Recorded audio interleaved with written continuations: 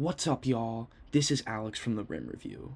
The Rim Review is a page that offers in-depth player analysis and gives nuance to the way you watch basketball. In this series, we're going to be going over every single prospect in the upcoming NBA drafts. In today's episode, we're going to look at one of the lesser known prospects. However, he has been getting a lot of hype as of late due to his really high 20 points per game average at Weber State.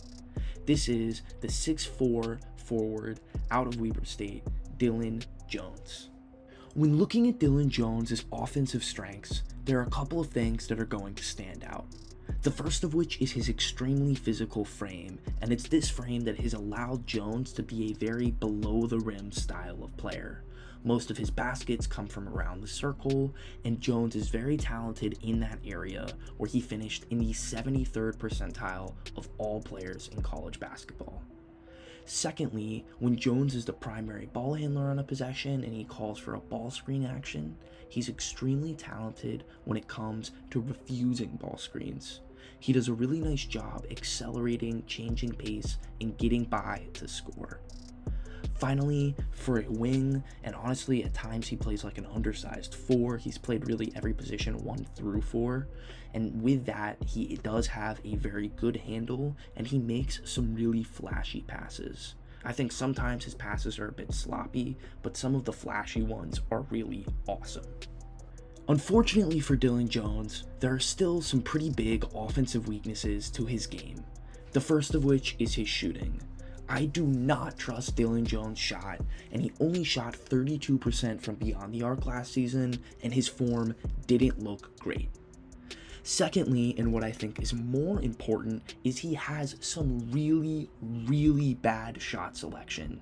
Oftentimes, Dillon Jones is going to settle for a mid-range, early in the shot clock that you can get at any time. He very much at times will play like he's in a YMCA pickup game and seems a little too lackadaisical with his shot selection.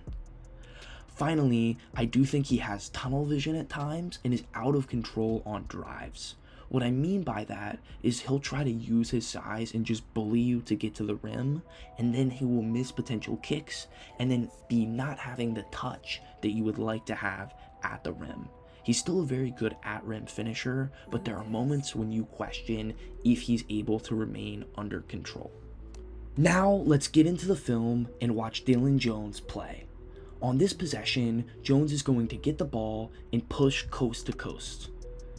He showcases a fluid handle and has a nice, crafty finish.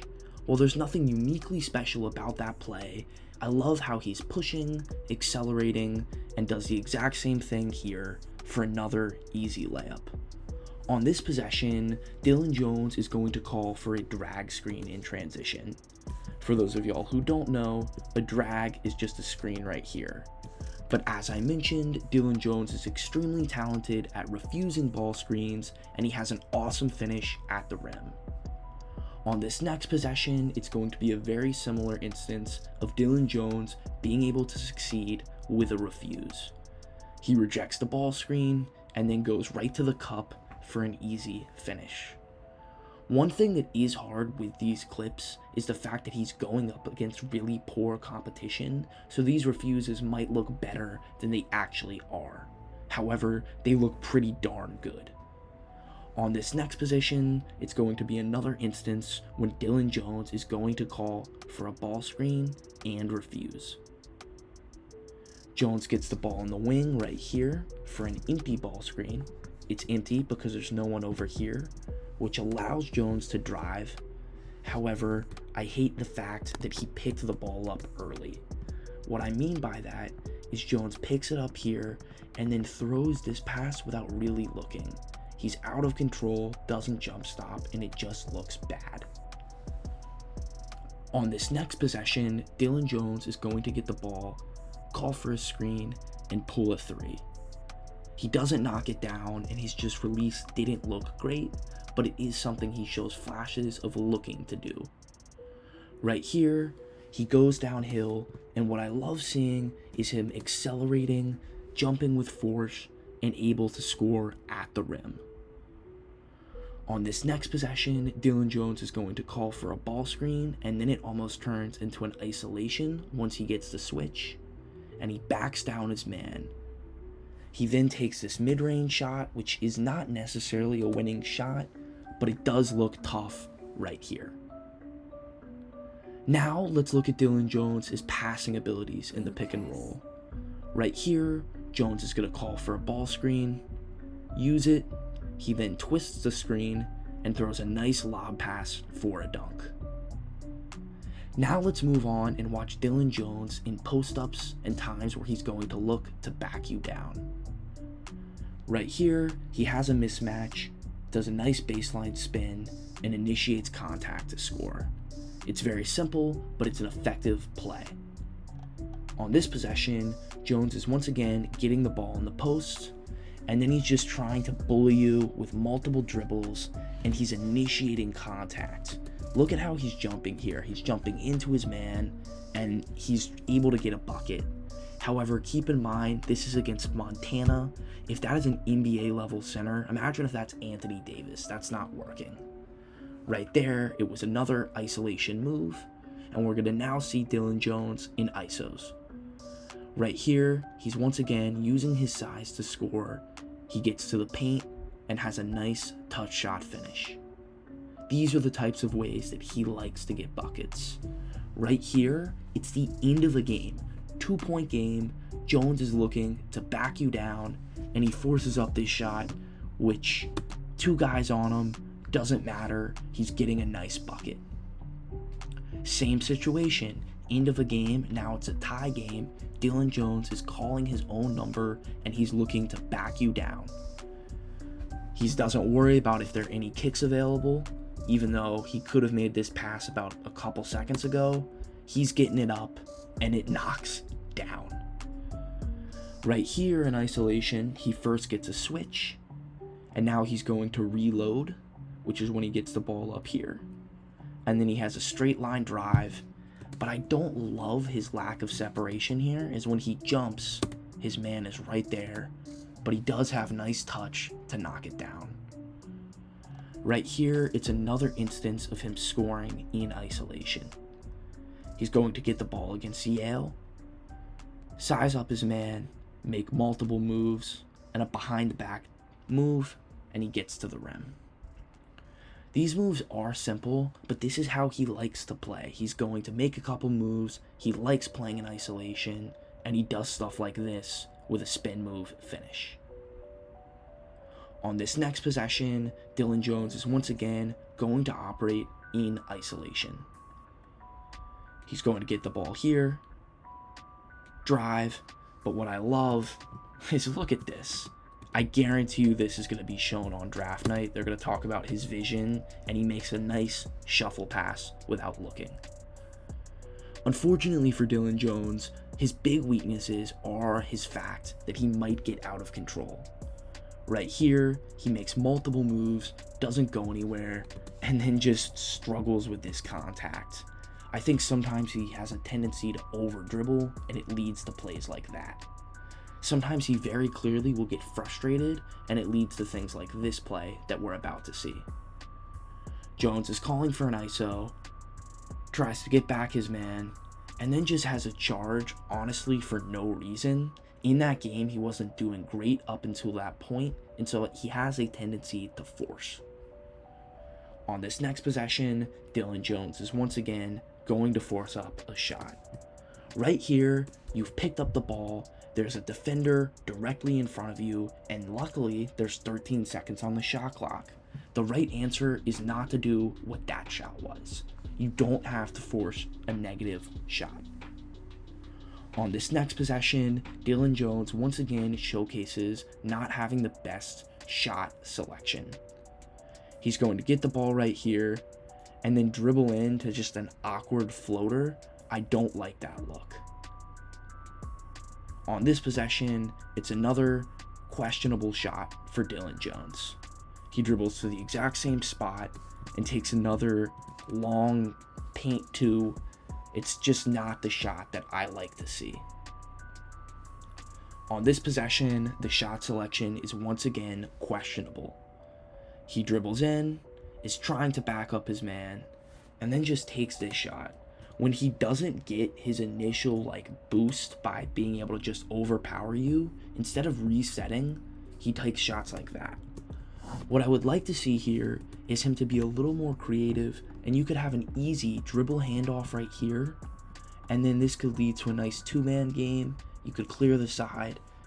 Maybe you have these guys, somebody set a hammer screen, and you have some kind of action like that. That is a lot more promising than taking a fadeaway contested post-up. On this next possession, Dillon Jones once again is going to settle. Right here, Jones is standing on the perimeter. He relocates, and then he waits for his man to get there, and then jabs and takes a three that he misses. If you're going to shoot, I want you to be ready and shoot it right here. But why aren't we going to the cup? It's an easy path. This guy is out of position. He's too late. He should be here, but he's not. So if you were to drive, he couldn't get you. And then if he did try to get you, you could very easily kick it out to this guy right here. So that's the play. This man is coming up to you, so his momentum is going here. You could very easily get inside the paint and then force probably this defender to also come up. Instead, you wait and then take this shot. It's not a winning recipe. Let's finish off and watch Dillon Jones just spacing the floor in a half-court offensive setting. Right here, Jones is going to catch the ball at the top of the key and knock down a nice three. Unfortunately, as I mentioned earlier, more often than not, his shots do not fall. Right here, he initially passes up a look and then catches a deep three that really was nowhere close. On this next possession, it's a very similar instance of this, where Jones is once again spacing the floor. Right here, he's standing in the corner, he catches it, and it isn't close. The only thing I really liked from this is the fact that he does take 2 steps up to get open, but that shot has to get better. Now that we've looked at Dillon Jones' offensive game, let's discuss his defensive strengths. When looking at Jones' game defensively, 2 strengths stand out. The first of which is the fact that Dillon Jones has very active hands and is always swiping at the ball, looking to get a steal. That's why he had 61 steals last season. However, as I've said a couple times already, this was in the Big Sky Conference, so the competition was not great. Secondly, he's a very solid athlete, and he finished second in the shuttle run. That's really promising because despite him maybe having a lot of weight on him, he's able to run hard and still explode in combine workouts. So even if there are stretches where his footwork isn't there defensively, you know it can be taught and drilled into him in the right system. There are still numerous defensive weaknesses to Dillon Jones' game. The first weakness is the fact that he's going to probably play as a wing in the NBA, and he's simply undersized. At 6'4", it's really hard to play as a 3 in the NBA, and it's even more difficult to play as a 4, which he sometimes did at Weber State. Secondly, he has a very bad tendency to have a low point of contact on his man. He's not always engaged, he's not always getting up on his guy, and sometimes it leads to his man having a wide open shot just because Dillon Jones gave it to him. Next, his screen navigation leaves a lot to be desired, and he gets clipped far too often. And finally, I think he has a tendency to overhelp, as I think he wants steals so much that it can allow people to backdoor him, to relocate, and it also leads to him getting pinned on off-ball actions. Now, let's get into the defense and watch Dillon Jones play. Right here, Dillon Jones is going to start off in a driving line situation. His man gets the ball right here, and Jones has really active hands to get a steal. Look at how as soon as the ball is put out in front of him, Jones reaches and has a nice move. These active hands are very promising and great to see defensively. On this possession, Dillon Jones is once again swiping, being engaged, and he gets a turnover. Right here, unfortunately, Dillon Jones is going to be beat, and I think it's just because he takes a second off. As you see right here, once this guy slows up, Dillon Jones goes from being engaged in a stance right here to kind of lifting up, and now he almost is no longer in a defensive stance. He's worried, or not worried, he's expecting this to be a dribble handoff, so he's taking a second off. So then, when this guy accelerates, Dillon Jones isn't in a stance, so he can't stop him, and he gets beat. Having plays when you're disengaged like this are just tough to see. On this possession, Dillon Jones once again just gets beat here. He gets lucky that it's a miss. And I think that he just isn't in the best spot.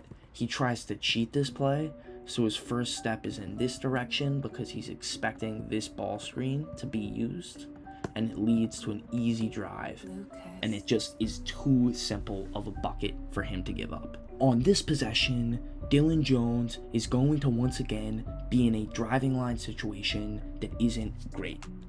As you're going to see here, firstly, Dillon Jones should be providing some kind of help side defense. I'd like to see him swipe at the ball or be engaged. This is not being an active defender, as you're really just looking without playing. Then, when he closes out to his man, he's not up on him, and his man's able to take a dribble in and take really an uncontested shot. This low point of contact is honestly just stemming from Jones not being that engaged. On this possession, Jones backpedals significantly and then goes under this DHO. Like, firstly right here, a more talented guard could potentially step back and have a nice wide open three here, but it turns into a DHO in which Jones goes under and doesn't compete, and it gives up an easy shot. On this play, Dillon Jones is simply going to get out-muscled because he is undersized. Right here, he's trying to compete, but he's just not big enough to make a full play. This is going to be another instance of that on this possession. And this is a center on Idaho State. Imagine if this is once again an NBA level caliber big.